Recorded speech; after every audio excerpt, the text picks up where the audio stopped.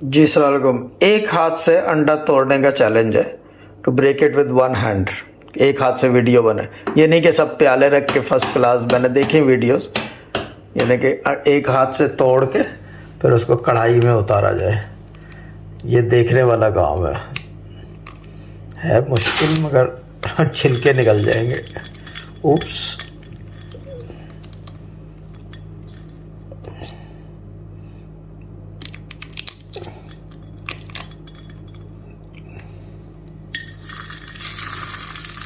छिलके निकल गए, गो ऑन लैंड, छिलके निकल गए, लेकिन निकल जाएगा। आ, आ, आ, आ, आ जाएगा बाहर। आ गया। अब छिलके उठाने पड़ेंगे। Okay bye.